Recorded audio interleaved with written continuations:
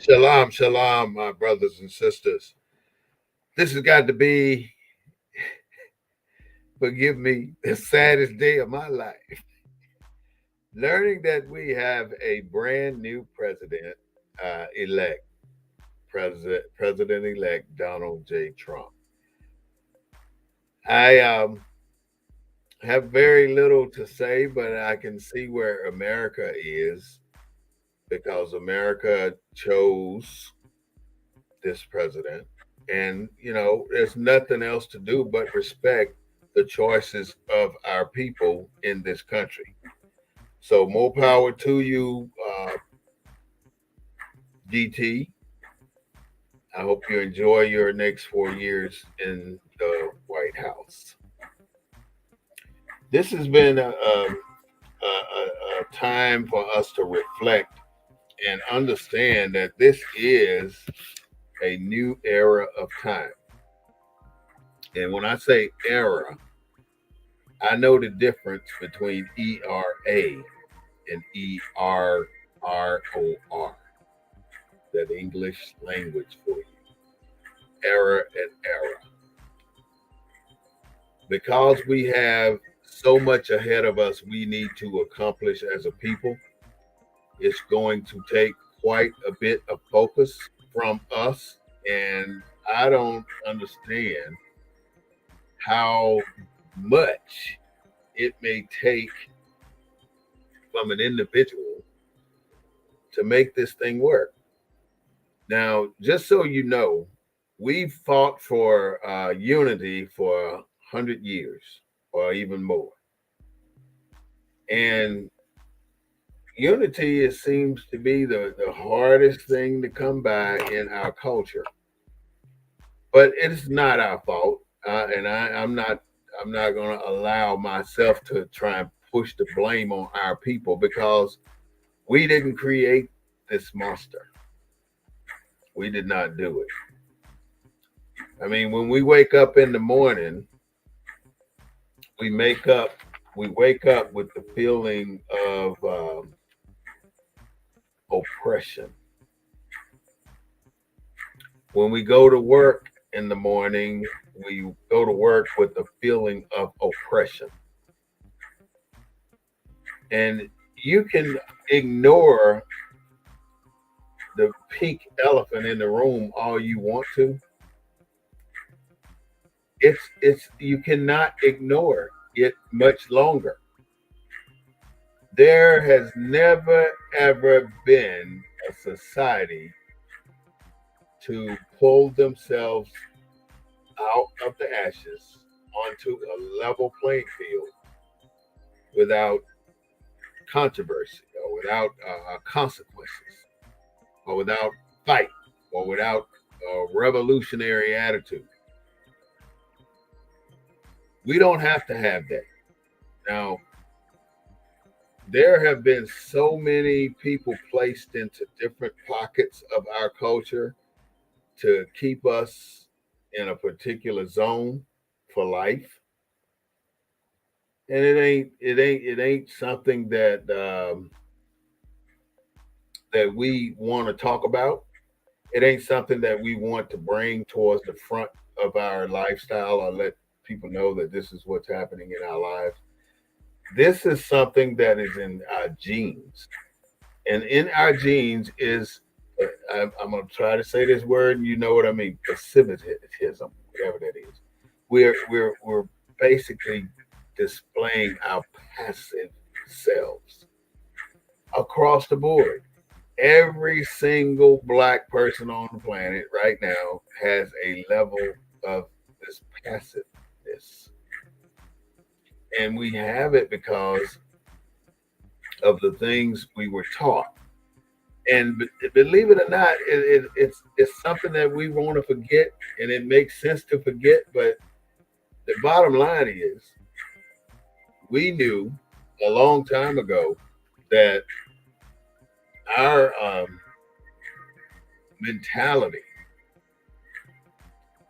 is subservient to the white man. This election just proved it again.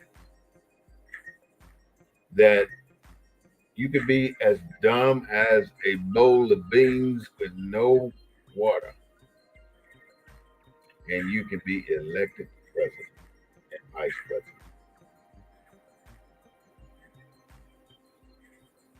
You think that this vice president has the intellectual ability to rule a country? It's almost embarrassing to say these are our leaders, but the majority of the American people chose this man as our president. And as you noticed, now that he's president, things are just as quiet and people are just as laid back as they can be. Today has been the quietest day in America's history, only because Donald Trump won the presidency and he proclaimed it outright fascistly in the beginning. If he lose this race, there's going to be some trouble in the city. So fortunately, he won, and there's no trouble in the city, none whatsoever. But look at it this way: all hell is about to be unleashed. Number one, the police will have no barriers.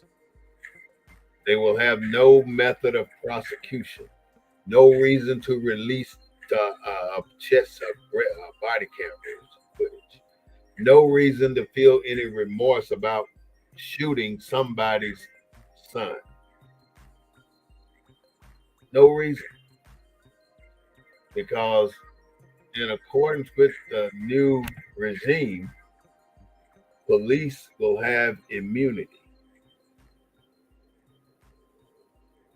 And you and I know who suffers the most at the hands of the popo, and that's us.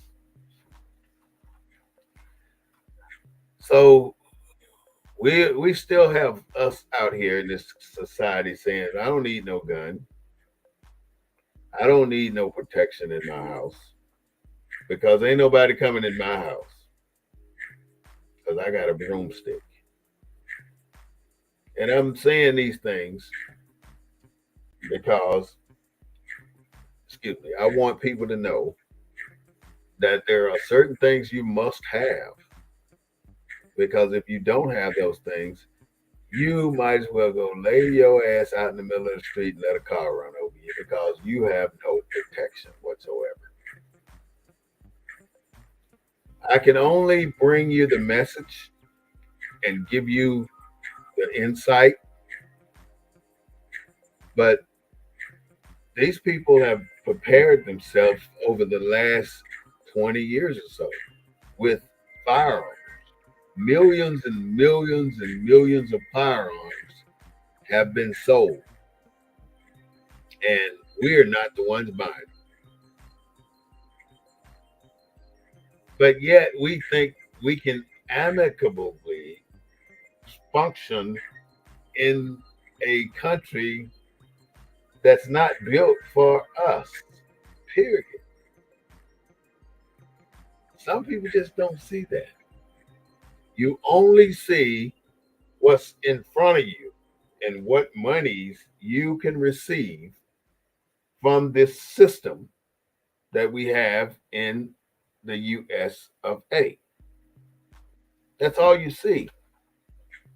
And because that's all you see, you don't see the poor man struggling to get gas in his car to go to work tomorrow. You don't see the single mother who don't have food to eat to feed her children. You don't see the kid struggling in high school, so he turns to drugs because nobody's paying attention to his problem, which he's a child, so somebody should be paying attention to his problem, but nobody is. So he turns to anybody who will pay attention to his problem, which is a gang or an outside source, or somebody that don't give a fuck about him, and they're going to feed him drugs and say, "Hey, sell these, and we got you." And all this is because you have to work so damn hard to make ends meet and to survive. And when I say you got to work hard to make ends meet, what I'm saying is the money you making is the money that keeps your lifestyle at the level of lifestyle you intended to be. And you may want your level of lifestyle to be 4, 5, 10 times higher than your income can support. So now that means you're going to have to get a second job in order to pay that extra 2 or 3 points of level of living that your income, your base income doesn't support. So now you're working 2 jobs, but you got kids. You're expecting grandma to take care of your kids, but that just don't happen. Like I said, we're in a new era of time, and everything seems to be going foul. Like Kamala Harris was talking about taking it forward, but we're taking it back. I was looking at some stats the other day about how black folks paired back in 1975, 85, 95, and 2005. We are so tight. I mean, everything about us is confined. You're not allowed to get into certain arenas in America. And because we are not allowed to get into those areas, it stifles us. We can't get out of our own way. We're stuck on stupid in some cases. We really think that our own people can support us in this society. In this society, hell to the no. You cannot survive if you're only dependent on your own people.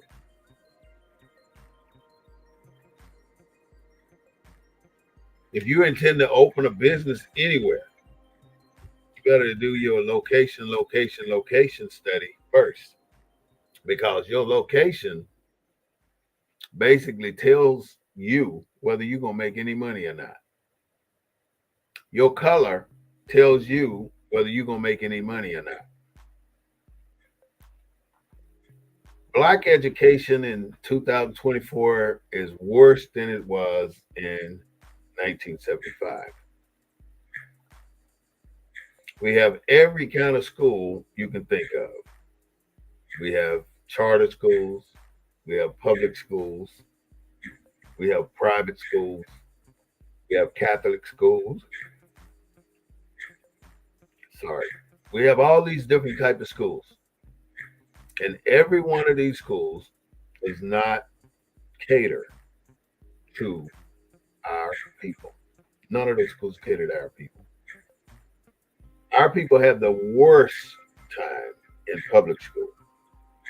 We have a decent time in charter school, but if we're not charter school specific, in other words, like magnet schools, going to a charter school that offers a particular background. For instance, there are charter schools that you can go to anywhere in the city that focus on academics only.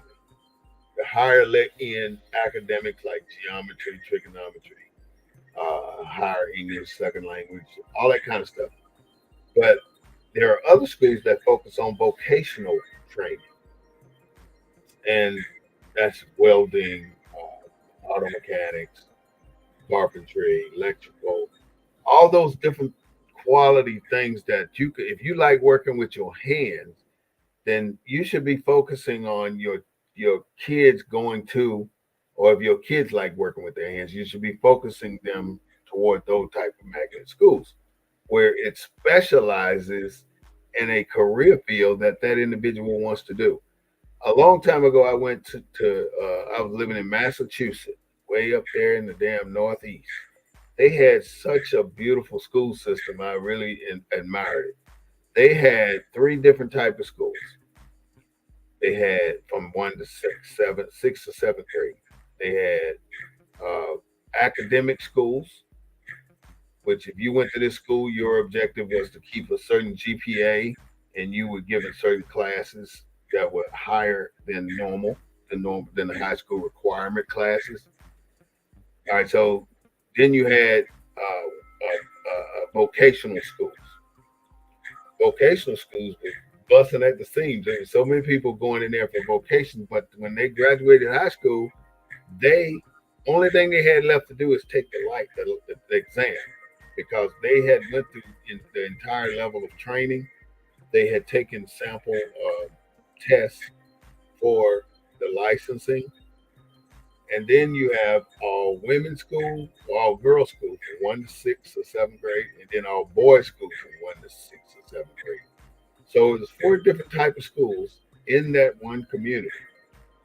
And, and when I tell you that these damn kids were so damn smart, it didn't make any sense. And they would seem like a lot happier in school because they could go to the school of their choice based on what they wanted to do in school. You didn't have this thing called the security resource officer inside the school manhandling children, taking children to prison from high school. You didn't have that. And I was talking to somebody the other day about how these schools are starting to look just like prisons. I don't know if you've been on Walsham Road lately. There's Roosevelt High School down there. It looks like you're driving by the penitentiary because you got the 10-foot fence line, and if they don't have a kid over there, you got no damn clue on how to get in there because there are very few entrances into that school zone. I'm just concerned that our education system in America is sitting on the tip of a needle and it's about to fall because we're not educating our kids. You can't get a 17, 18-year old, not, I mean, I'd say out of 10, 17, 18-year olds, 8 of them don't know what the hell you talking about when you ask them to check the light bill out, let me know how much it is. They don't know how to do simple shit like that. Take that spare out the trunk and help me change this tire. Get the jack too. They don't know how to put the jack together. They don't know where to put the jack. They don't know how to get air in the tire. You tell the kid, go put some air in my right front tire. They don't know how to do that. They don't want to know these kind of things. But see, little bitty things like that are the things that make you survive. You know, when I was a child, my brother had a 125 Kawasaki motorcycle, and he could not start that damn thing to save his life. And he said, if you could start it, you could ride it. And I worked on that damn bike for about 3 hours. Next thing I know, I'm rolling on the damn 125 cow because I started it. I don't know how I did it, but I figured it out, which gave me an idea of something I wanted to do. I wanted to be a person that can work with nuts and bolts and wrenches and engines and stuff in that arena. So I got the motorcycle started, and from that point, it kind of gave me an idea of what I wanted to do. So several years later, when I joined the military, I went in the military as a tank mechanic. And you know, I never worked on tanks other than in school, but I was a tank mechanic. So I learned the basis of being a mechanic, which was good for me because I probably saved $100,000 over the last 40 years on my cars because I knew how to do my work. I knew how to do brakes, steering systems, tires, you name it, I knew how to do it. So it was a blessing for me to learn those skills as a child. So I'm saying right now, you got kids in your home and you're really not giving them the opportunity to be all they can be by teaching them some very, very small things. Like the preacher said the other day, Geno Jones said, a child, you shouldn't have to tell a child to take the trash out. Like I say, this is a new era of time. Back when in my days, I probably got told one time to take the trash out, but any other time, my objective is to look in that trash can before I go outside. Because if I go outside and don't look in it, I'm gonna get called back inside to go get the damn trash in the middle of me having a ball outside. So it's kind of best that we start our kids young with little bitty things. I mean, every kid should have chores in the house. Every single kid should have a chore. And if the child ain't got no chore, then he ain't got no responsibility. All he want to do is sit back and play his game. So you know, and I know that we got far too many adults playing games, playing these damn games. And if that game ain't paying you a good substantial amount of money, then that game ain't beneficial for you. If it's paying you a substantial amount of money, then I don't see the problem. But if it ain't, there's a problem. You have to change your ways. The economy now is no different. Now, back then in 1975, you probably could get a dozen eggs for $1. A dozen eggs for $1. Not today. You might have been able to get a dozen eggs cheaper than that. But today, a dozen eggs don't cost you anywhere in the neighborhood of $3. You know, pork has always been cheap. So you might be able to get you some pork, uh, with a low pound rate. But now every damn thing you look at that we used to eat a long time ago, like chitlins, ham hocks, neck bones, turkey necks, turkey butts, and so on and so on. All that shit costs money now, a lot of money. That's because many people have understood the value of eating that food. It's not healthy worth a damn. I'm gonna be frank and tell you that it'll kill you quicker than anything else. But don't get it twisted. It's good food as long as you don't indulge in it every other day or every other week, once a year maybe, if that much. I ate some chitlins about 2 years ago, and it took me 3 days to get over that damn two spoonfuls of shit trails. And that's exactly what it is, a shit trail. A damn pig eat any damn thing. So you got to be careful with what you eat. And if you're smart, you won't be eating no more pig. But you want to eat it, eat it. I ate it, still eat it today. But I try my damnedest not to because I already know. Just like salmon. And you can stand in the damn Sam's and Costco and look at the salmon and see white worms crawling on that salmon, and you still buy it. You have been bought into the American system. That's what the problem is. You bought into it. Same with any other thing that you buy because you think it makes you more acceptable in the community. Everybody that's got money. I'm talking about real money. Every black person that's got real money, they gotta have a Mercedes. They gotta have a BMW, and it's got to be brand damn new.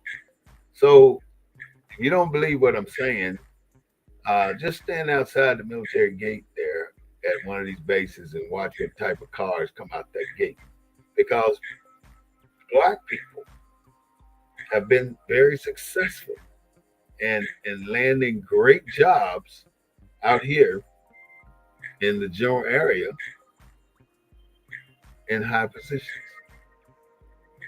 But you don't need all of this. These are things that material things are just things. I mean, if you buy something to use and have fun with and it's for you, then that's fine.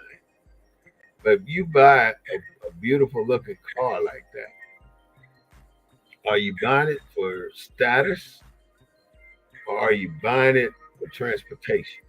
Because a car ain't nothing but transportation.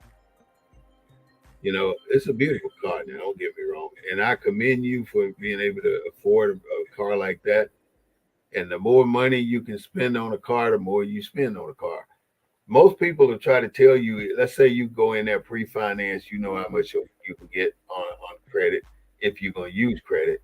You already know that this is what you can get. So if they say, all right, you got a $20,000 credit line right here in this store.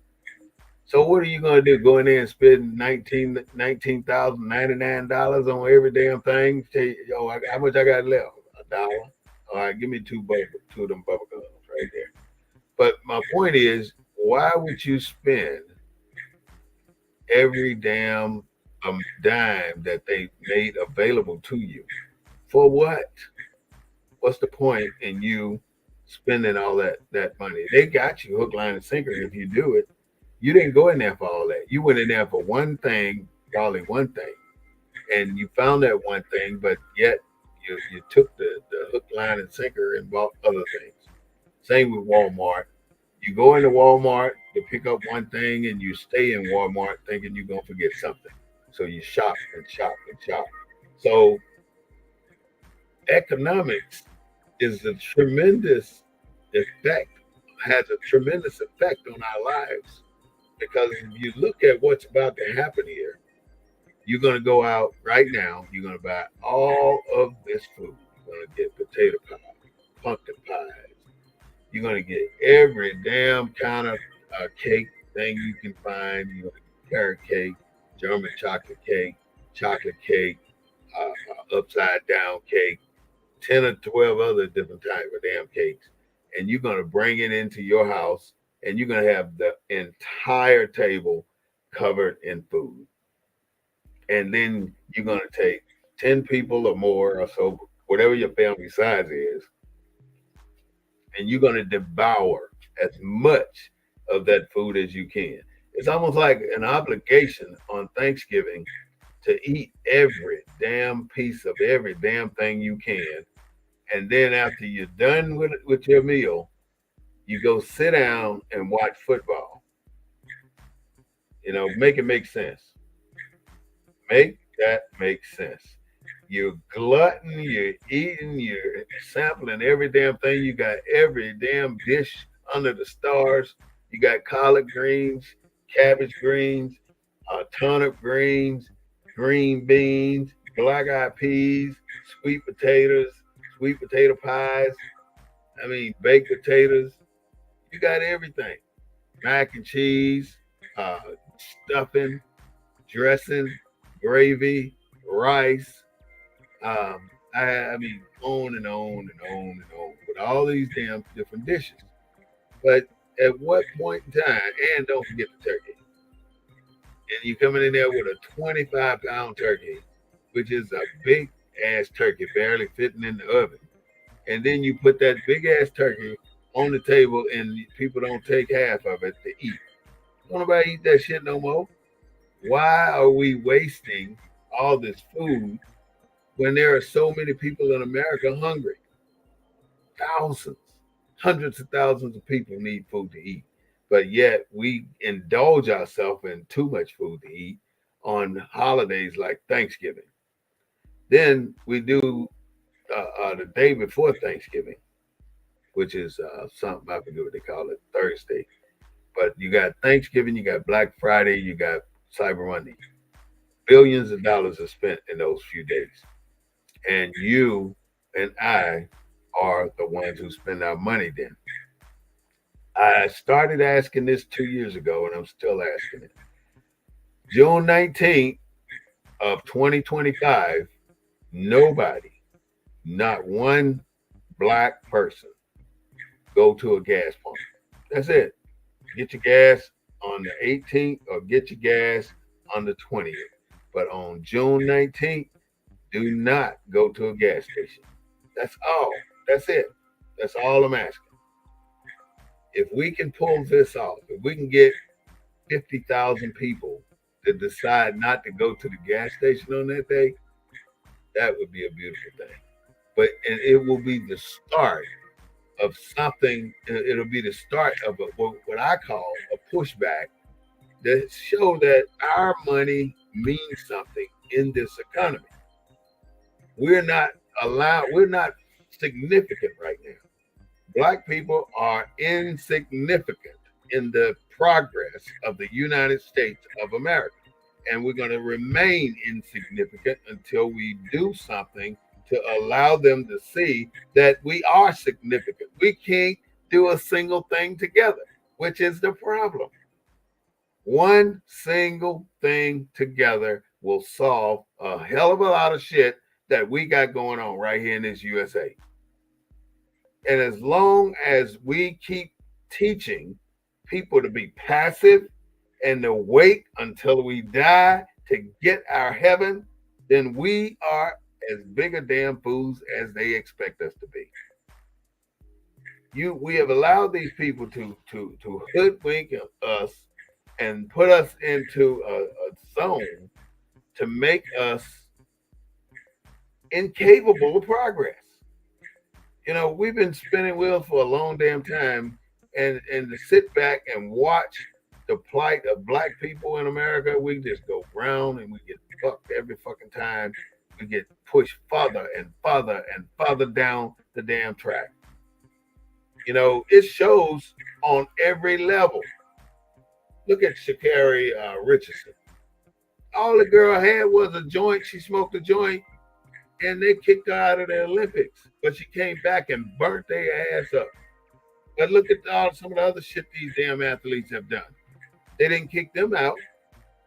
They did not kick them out. And then they changed the damn rules because Simone Biles was the only one that could execute a particular move out of thousands of girls. Simone Biles was the only one that could execute a particular move. I don't know what move did, but they wanted to change the damn rules because of her. In other words, move the goalposts. That's what they do. When you get so good at something, they move the goalposts. This Sunday, during football Sunday, why not every black football player say, fuck it, I ain't going to the game today? I'm talking about the NFL players. Have they ever done a damn thing in support of Colin Kaepernick? No, they've never done a damn thing. Neither has the NBA.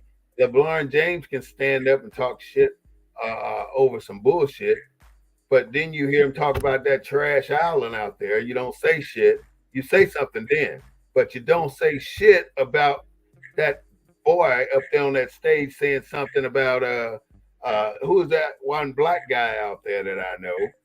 Yeah, we had a watermelon carving contest last night.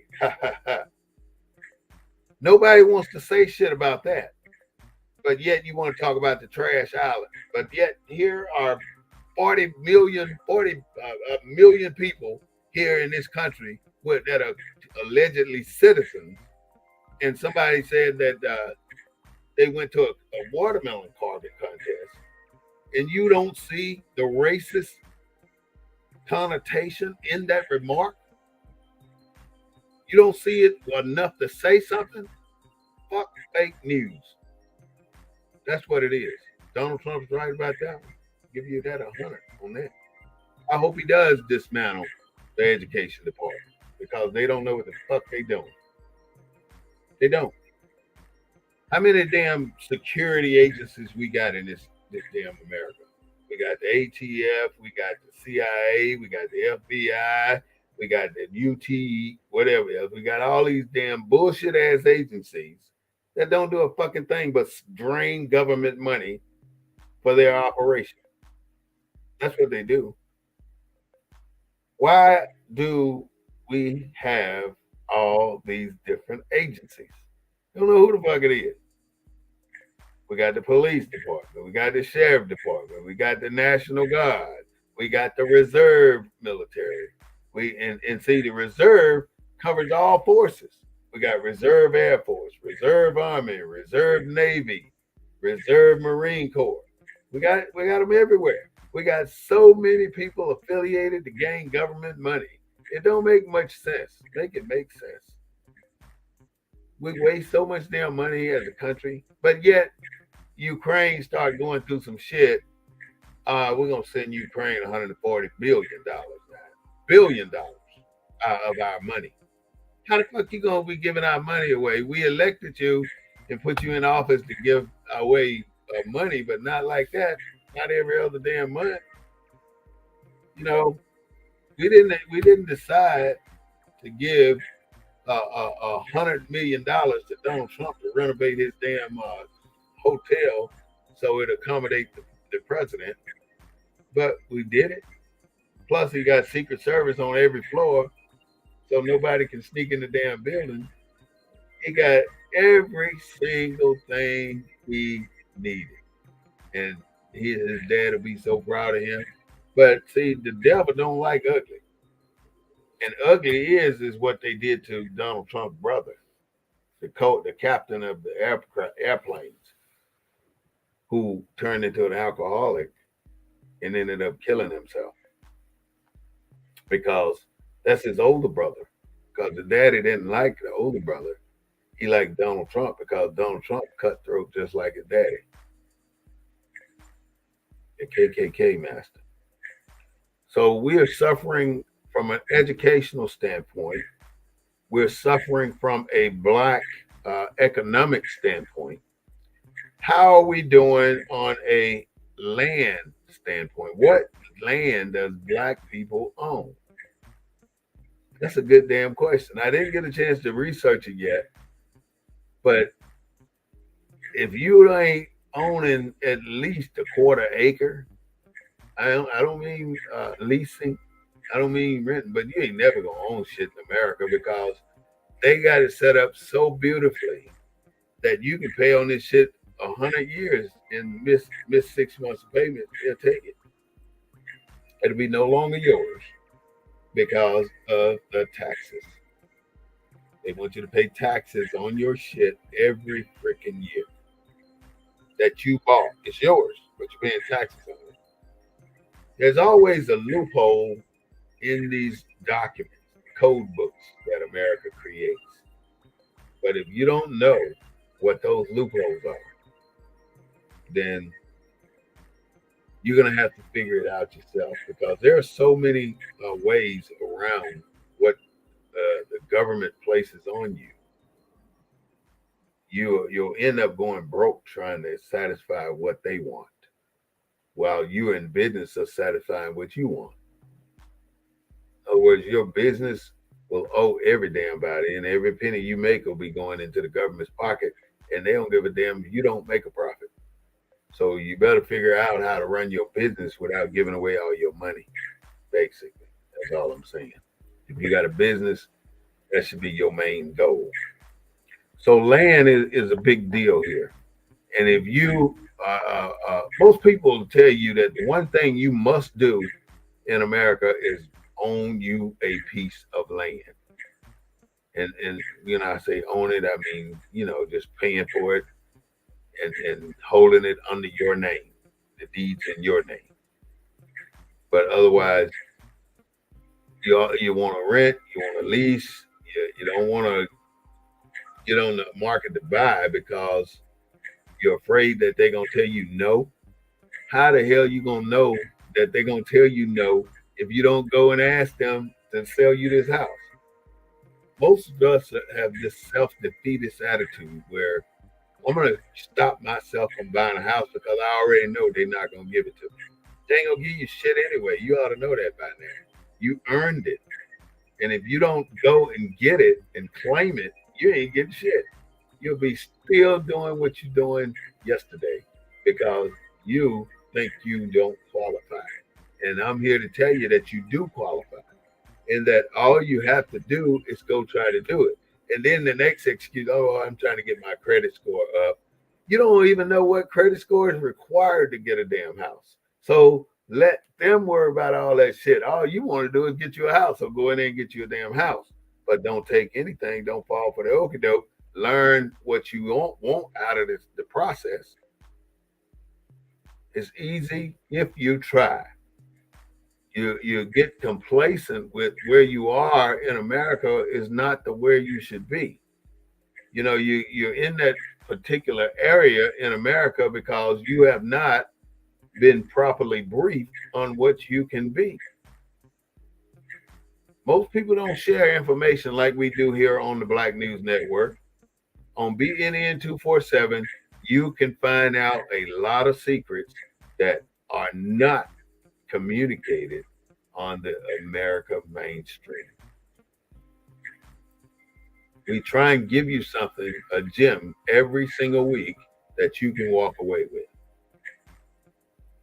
But if you don't ever decide to commit to something, then you're going to fall for something. When I say fall, I don't mean free fall. I mean you're gonna dive. You're gonna take a nose dive. You're not gonna be able to advance because you don't want to listen. It's just that damn simple. It is so simple. Pay attention, grow smarter. Wisdom is power. We're in a new era of time, and the era is what's about to happen to the foundation of the country. There are so many things wrong already, but every president then went into the White House and ignored these things. I think Donald Trump is going to go into the White House and put them on damn blast, which he's got a problem with the Justice Department. He's got a problem with the Education Department. What's the Texas governor Abbott wants vouchers still. He's still out there trying to get these damn vouchers, and I guess he thinks if he continues to just push and push and push and ask for vouchers, the people of Texas are going to give in and sign vouchers into law, and that way he can give Pastor Hagee the $22 million he owed. Sad thing. And then you worry about Puffy. You don't realize what Puffy's in jail for. Puffy's in jail because Puffy started a political pact for us.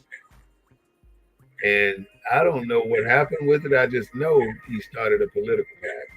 And now we just got to figure out what happened with it and push it on forward. But right now, knowing the shit he's going through, people are running from Puffy. They don't want to be known with Puffy. You know, let's say somebody like me, I got no reason whatsoever to run from Puffy Combs because I ain't never been an associate of Puffy Combs any damn way. So why would I shy away from him like he got the plague or something, or like he did something with me or to me or for me? He got shit to do with me. So why would somebody come up to me and say, hey man, somebody white come up to me and say, what's going on with Puffy Combs, man? I don't know. That's you between you and Puffy. You go find out. I don't have a need to discuss his business, but I'm not afraid to support Puffy Combs being behind bars. You know, if you can elect a felon convicted president and you keep a man that with no convictions in jail, then that's a damn problem here. But it's obvious that the problem consists around race. And no matter what, this is a racist country. We will always be a racist country in America. The white man cannot stand the idea of you being his equal. He can't stand that idea. And if you become his equal, it's all out civil war. Because as long as he can feel better than you, or act like he's better than you, then the country is cool. But the moment you want to rebel or start a revolution, then you're the enemy. The first thing they're gonna pin on you is you're a communist, that you've been down to Cuba. So if you ever went to Cuba and now you over here starting a revolution or something or a protest march, then that indicates that you're a communist. And then they're gonna lock you up for supporting communism. America ain't playing with you. I mean, if we keep sitting back thinking that this whole journey is going to become a super journey, on our behalf, then we got a problem. It is not going to become good for us. All right, so we talked about education, economics, land, and businesses. Now we talk about businesses. In America, in 1975, Black people had less than 1% of the business population, business ownership. 1985, we had 1.25 of the business ownership. 1995, nobody knew. They didn't do a study.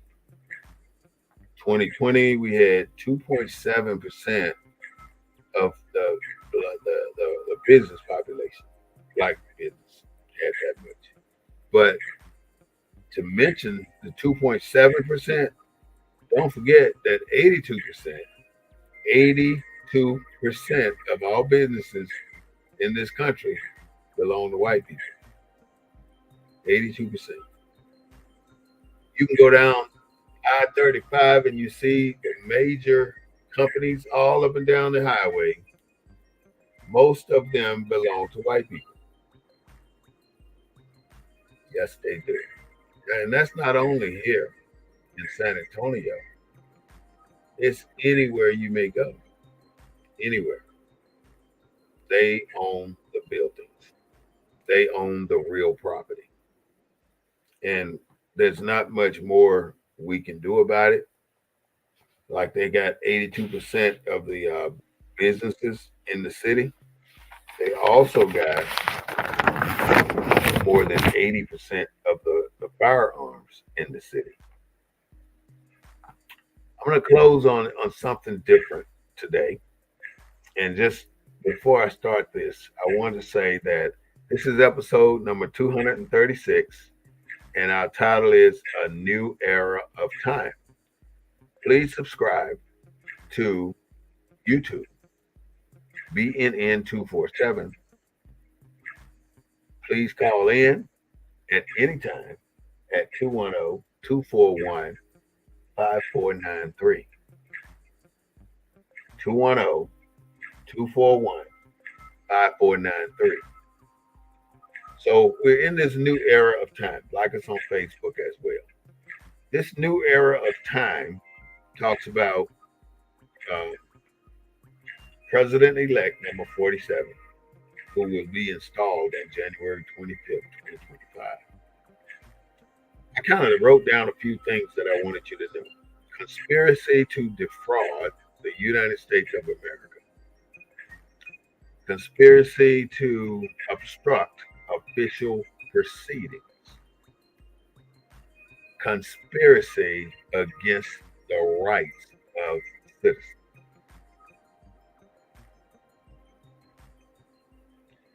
Retaining of national defense documents.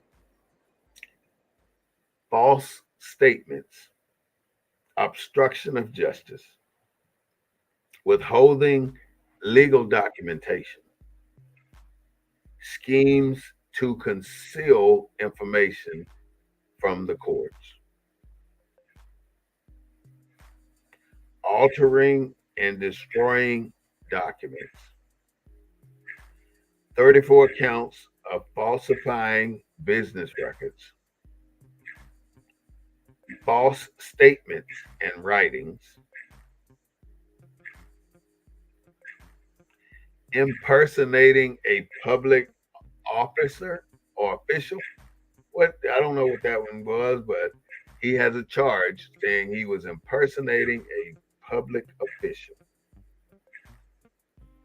And then conspiracy to commit forgery. Now, all these damn charges against this one man, this is more crime than anybody in America does together in one day. Now, I wanted to just say that, and he's still elected president. Donald Trump is our president, y'all. Don't forget that. And we will govern ourselves accordingly to support him in the United States of America. So it is what it is. But you got felons trying to go in the military, and the military tells them, you can't come in the military, you got a felony on your record. So that's one. You have felons trying to get jobs in certain places. You can't have this job because you have a felony conviction. Another strike. You have a felony conviction, so you can't participate in certain aspects of life. For instance, voting, because you are a felon. But nobody ever questioned the fact that as a felon convicted, Donald Trump mailed in. Now, Donald Trump voted in person. He didn't mail in his ballot. He voted in person. How can you not hold these standards equally in America when the Constitution tells you that we are all created equally? We're all created equally, but not according to whiteface, blackface. Whiteface, blackface holds more weight than anything in America. This domination, this suppression, this neglect, this avoiding facing the truth behind us as Americans has haunted us for the last 350 years. We have not been recognized for anything. When it comes to us being 10 million strong on the west side of the Appalachian Mountains, the U.S. politicians had to be slick, and they had to turn things around without letting you know why they doing this thing like this. They did it to make you not feel enfranchised to what's rightfully yours. And what's rightfully yours is directly underneath your feet. It is ours. And it's ours because we were part of that 10 million already here that they sought passage through so they could get to the West Coast. Oklahoma is our state, if you didn't know it. That was supposed to be our state. Not anymore. This is the Black News Network, BNN 247, broadcasting every Wednesday at 6:30 p.m. And it was daylight saving time this week, so I can see why we were an hour late. We also broadcast on Sunday at 3:30 p.m. This is the real voice of Black USA, bringing you the news from a Black perspective. We do not own the rights to the music, but we do own the rights to the show, and we do invite you to join us on Sunday at 3:30 p.m. on YouTube or Facebook. Don't forget to like us. And also, if you want to call in, call in. We can get you the number. If you want to be on the show, come on the show. It's okay. We can bring you in. Our number is 210-241-5493. And if you really want to know what we're doing, you can go on YouTube and look at any one of our shows that we've done so far. Every show contains some biscuits, some nuggets, some rice, some chicken, everything. And all you got to do is go take a look at it, and I think you'll be happy that you did. This is the Black News Network, BNN 247, coming at you live from a Black perspective. Have a great day today and a better day tomorrow. This is War Smith Bay. Bye.